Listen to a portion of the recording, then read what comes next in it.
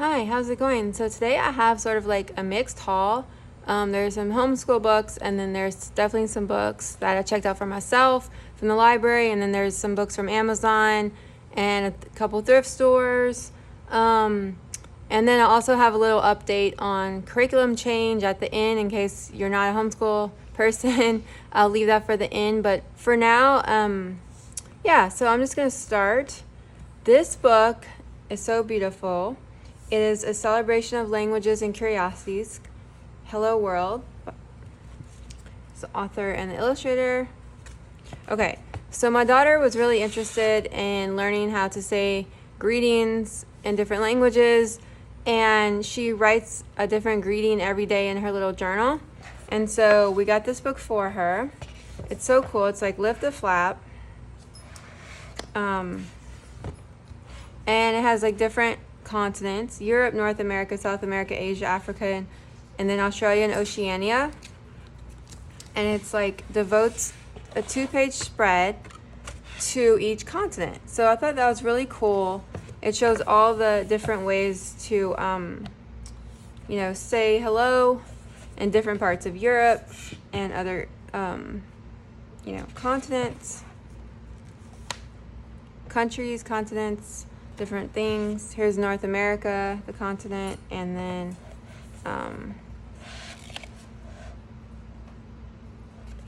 it has like facts about different things about language. This is South America.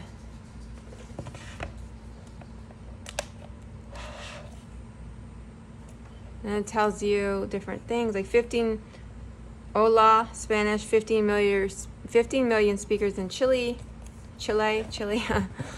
Okay, so yeah, she really loves this book. And then at the end, it has a little goodbye section.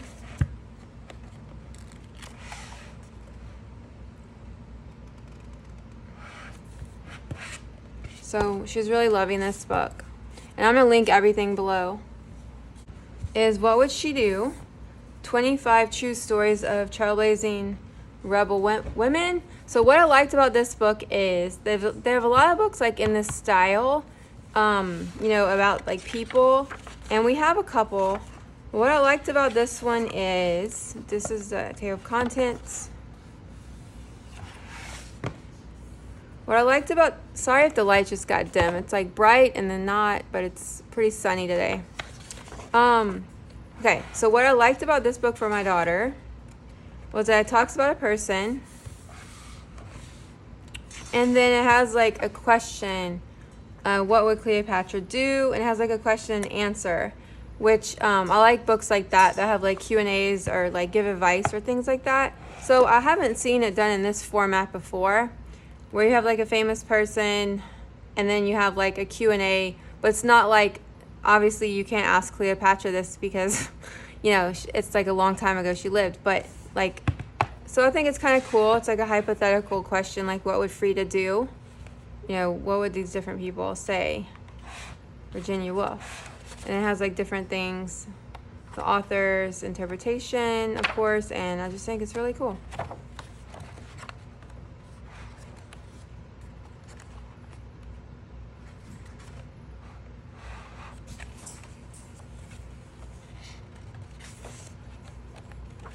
So yeah.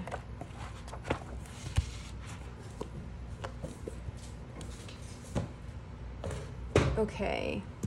So these two I got for myself, sort of. Yeah, so I've actually bought these two books for myself. I love Lauren Woke. I checked this one out from the library before, but I wanted to own it. And this is Echo Mountain. This one is a little bit of kind of like I don't know what you call it. Like, it's not like upbeat, but that's okay. I really love her. Sorry, that's my dog in the background. I really love the way Lauren Woke writes, and I love all of her books. I haven't read one that I haven't liked, and I, as an adult, like to read, middle grade fiction. And this one's like, when the Great Depression takes almost everything they own, Ellie's family is forced to leave their home in town and start over in an untamed forest of nearby Echo Mountain. Ellie has found a welcome freedom and a love of the natural world in this new life on the mountain, but there's little joy even for Ellie as her family struggles in the aftermath that has her left her father in a coma. An accident unfairly blamed on Ellie. So, it is kind of like, about that, about her dad being in a coma, and I'm actually, don't like, I'm a hypochondriac, so I don't really like reading, I don't know how to explain it. Sometimes I don't like reading about, health issues and, depressing things and death and things like that. But yet, I was really committed to reading all of her work. I think, so my daughter definitely wasn't interested in this because she likes fantasy, and this is more realistic fiction, based on something that had this character, Ellie. I don't think you necessarily call it a coming of age, but I just find her writing really interesting. If you like Kate DiCamillo, Sarah Pennypacker, I think you'd like Lauren Woke as an adult. And then if you're looking for books for your kids, it's definitely middle grade, and like I said, it does have kind of, and I don't want to give away spoilers, but I will say that the whole book wasn't super dark. I think it had elements in it that made it worthwhile, especially if you don't like reading stuff like that. I don't know, but I really like it. So I've been really enjoying this series. This is The Incorrigible Children of Ashton Place. I just read book 4. This is 5, and there's 6 total. I'm planning to do probably a whole video either on this series or my favorite and possibly my daughter's favorite middle grade series. I'm going to definitely talk about it more, but it's basically about a governess who is a governess of these 3 children who were raised in the woods, and it's kind of like the mystery behind those circumstances, and it's really quirky and really interesting. It's illustrated by John Klassen. That's how I found it, and I love it. And it's not a typical book that I read, alone as by myself as an adult, because it's way more whimsical and silly. That's why I think it would make a really good read aloud. Kids would really like it, and I really enjoy it. So that's I really recommend this series. Okay, now these are the ones my daughter picked out from a thrift store. So I want to say these are all, I would say, middle grade fiction. And this one's Seekers, The Quest Begins. It's actually book number 1. Hunter is I think it's a group of authors that go under the name Erin Hunter. And she tried Warriors and she couldn't get into it, but now she's going to try Seekers. And it's fantasy, I think, and it's about different animals and things like that. So yeah, so she picked that out. And then she picked this out. She already started it. The 7 Wonders, The Colossus Rises, book number 1.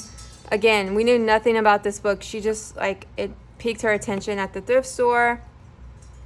And it's very much fantasy. And then this one is The Tale of Emily Windsnap by Liz Kessler, book number 1, another series. So this one's very popular. A lot of kids like this series, so she thought she wanted to try it. And it's about, I believe, mermaids.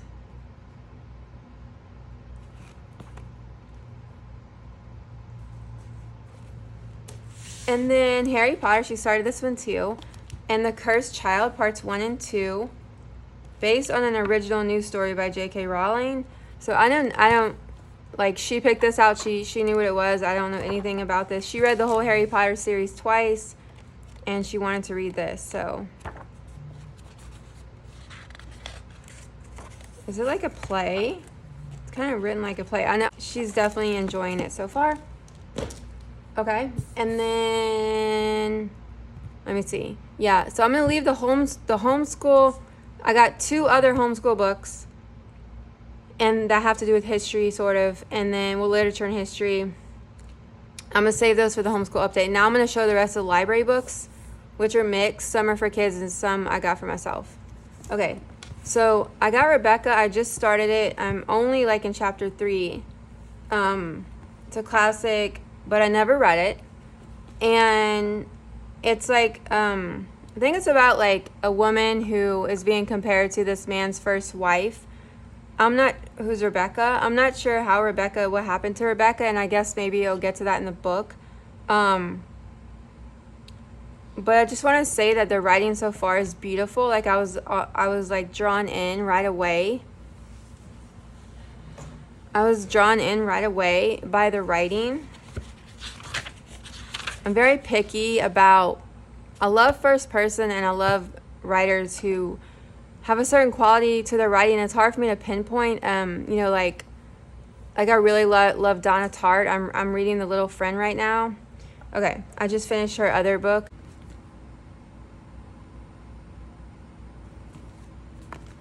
So yeah, I'm gonna check that out. And then these are all books. Okay, oh, I think this is YA. This is All the Right Places by Jennifer Niven. So this one, let's see. Theodore Finch was fascinated by death. Every day he thinks of ways he might die. But every day he also searches for and manages to find something to keep him here and alive and awake. Violet Markey lives in the future, counting the days until graduation, when she can't escape her small Indiana town and her aching grief in the wake of her sister's death. When Finch and Violet meet on the ledge of the bell tower at school, it's unclear who saves whom. So it's kind of like, to me, like a story about like two opposites or people struggling with different things, like Theodore and then Violet. I'm not sure if this is middle grade or YA. I think it's YA. But I love middle grade YA and, of course, you know, adult fiction, so I'm going to check it out. So we'll see. And then my daughter, I got this for her. She's continuing this series. This is Pegasus and the Fight for Olympus. This is book 2 in the series. She read the first one, Pegasus by Kate O'Hearn, and she really liked it. And she's going to continue this. Very much fantasy, mythology. And then I thought I would try this book. It was a lot of people like it. The House in the Cerulean Sea. I'm probably saying that wrong. Cerulean, sorry. Okay. Linus Baker is a by-the-book caseworker in the department in charge of magical youth. At 40, he lives in a tiny house with a devious cat, but his quiet life is about to change. He's summoned by extremely upper management and is given a curious and highly classified assignment. Travel to an orphanage on a distant island and determine whether 6 dangerous magical children are so dangerous. So, but it just sounded interesting from what I read about it, and I'm going to give it a try. And then this is another one. It's just like I found on a recommended list, All the Light We Cannot See by Anthony Doerr. Sorry, I don't know how to pronounce it. So this one's definitely for adults, and it's like Marie Lore. Oh my gosh, I'm so bad with names on this video. Like I have some hard ones. Marie Lore lives. Okay, it's French. Lives with her father in Paris near the Museum of Natural History where he works. As a master of its thousands of locks. When she is 6, she goes blind, and her father builds a perfect miniature of their neighborhood so she can memorize it by touch and navigate her way home. When she is 12, the Nazis occupy Paris, and her father and daughter flee,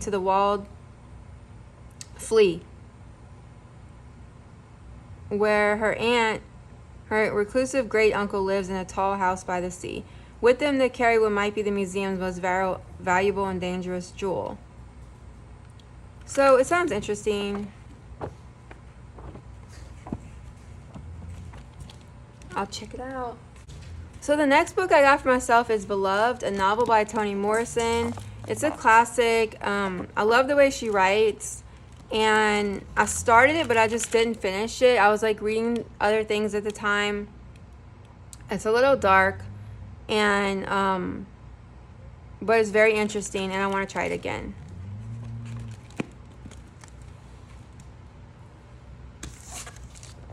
And then So Tall Within, my mind has gone blank.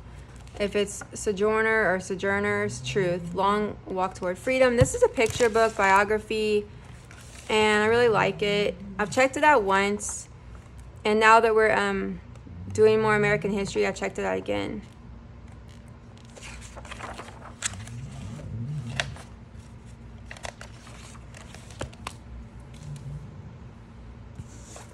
This one I've also checked out before, and I wanted to check it out again. This is Young, Gifted, and Black by Wide Eyed. Meet 52 Black heroes from past and present.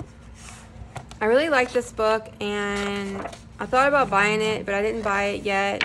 So it's like profiles different people. I like the illustrations.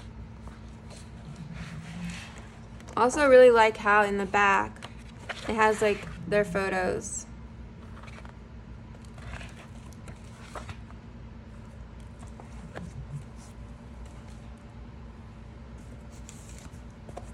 This is the Hello Atlas by Wide Eyed. This one also I checked out before, but I wanted to check it out again. It kind of reminds me of that first book I showed based on the greetings, but the format's totally different. It also has things grouped by, geography. But this one, I don't know. It's more like conversational.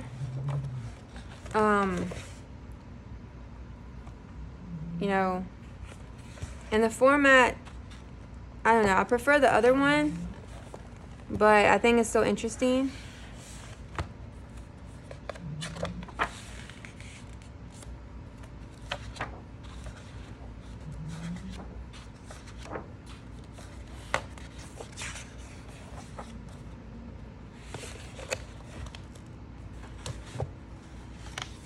Yeah. And then the last one from the library is a picture book called The Rough Patch by Brian Lies. This one I really love. I think it'd be a really great book if you're dealing with the loss of a pet, because that's what it's about. It's about this fox doing everything with his dog. And since it's a picture book, I think I will say like what it's about, because it's not super long. Like, it's about him losing his dog and him kind of like losing interest in life, but then there's a happy ending. And you could say this could go for grief with anyone, not just a pet, but it is focused on losing a pet and then feeling very sad and not really wanting to do what you did before, especially because you did things with that pet or that person, but then having like a happy ending, hopeful. So I really love this book. It's one on my list that I might buy.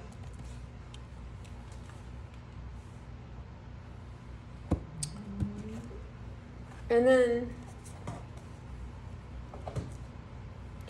then the last two books have to do with, real quick, how I talked about I've had a homeschool change.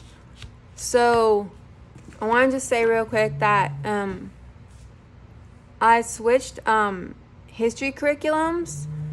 We were using Blossom and Root, A River of Voices, and I liked it. But we were missing Curiosity Chronicles because we kind of stopped Curiosity Chronicles after Ancient History, and we did like a mini unit during last summer of Medieval. So I didn't buy Curiosity Chronicles for Medieval, and we kind of just did that from our own books. But then I thought about buying Curiosity Chronicles for 4th grade, but then I decided to go with Blossom and Root, River Voices, and it's kind of similar time frames. So all of the books that I bought for Blossom and Root, A River of Voices, I'm still using for 4th grade. So I just bought these 2 extra books. I went through the whole curriculum. I went through the whole curriculum and looked at all the book recommendations, and I found 2 books that really spoke to me. Otherwise, we're just using the books we already have. I didn't buy anything new other than these 2. And this is just the activity pages. Everything else is on my computer. But it goes from, it's like snapshots of early modern history. I got volume 1. I don't know if we're going to do volume 1 the first part of the year, or we're going to like divide it between the whole year yet. And then there's also volume 2 of early modern history.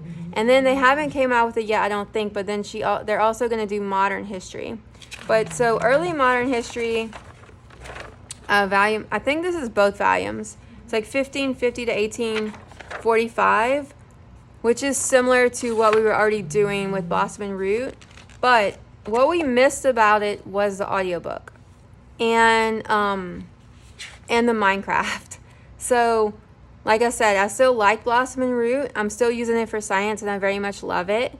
But for history, I just wanted to go back to listening to the audiobook, doing the student pages, student workbook pages, and she answers these questions orally, and then she does this. There's different ones for each section. And then we go over the review, and then she did the crossword puzzle, and then she colored a little bit of this. This is Mary the First. So, So, and that's just what I wanted to say. I went back to Curiosity Chronicles, and then also what I thought was cool that they didn't do for ancient history is they have these printouts of things to do while you're listening to the audiobook. So this one's like draw what you like, and then this one's like draw what you hear, and then they have like 2 other ones, and then I have her do it on this. So we just do it with the dry erase marker, not using paper, and then it's a good way for her to write or draw while she's listening. So I like that addition. And then let me get to the last 2 books, which I bought specifically because she mentioned them in Curiosity Chronicles. I want to say, if I'm wrong, I'm wrong, but I know she mentioned Shakespeare. Yeah, so these are the 2 books I got extra to go with that curriculum. And like I said, we're still using the other books we already have that we bought. I bought for 4th grade, but this is A Stage Full of Shakespeare Stories, 12 Tales from the Bard Retold for Children. So these are retold. They're not in the traditional way that, Shakespeare writes. So, yeah, so it's like translated. So I like, written this way, which I actually prefer. Like, I'm going to confess, like, I can't read Shakespeare. I'm not good at it. I get really just kind of thrown off by, the way, of course, the writing was back then. So I like that actually this is retold. Some people won't like this because they're like, no, I want the original. But I like this because especially that it's like the shorter version also. And we're going to be doing this as a read aloud. And Shakespeare is mentioned in Curiosity Chronicles in the beginning, so I just went ahead and bought this because we're already collecting this series. We have like 2 other books from this series, and I really love these. So I thought this would be a nice way to introduce her to Shakespeare.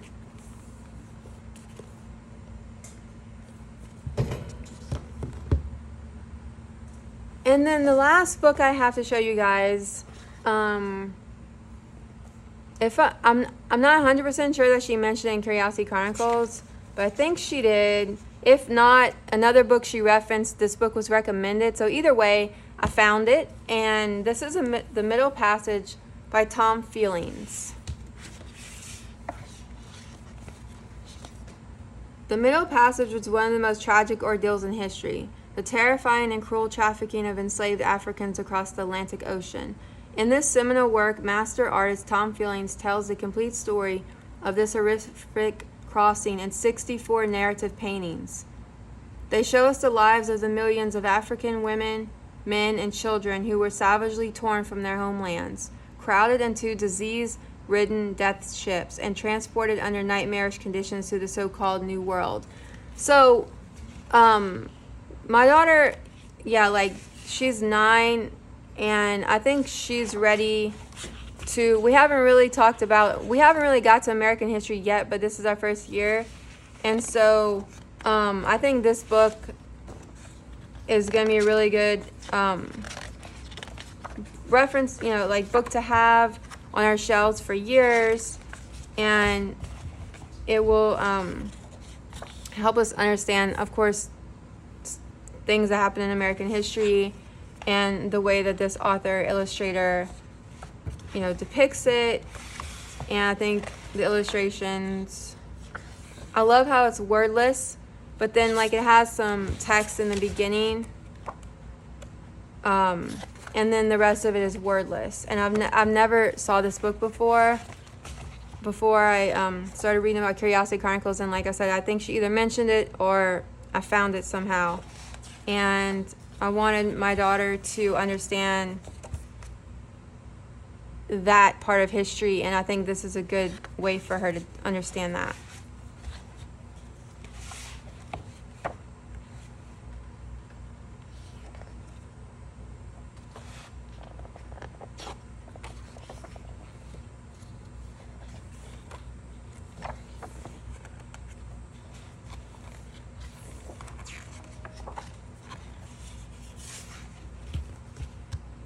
So thanks so much to everyone who watches and subscribes and likes my videos. I really appreciate it. Thanks so much. Bye.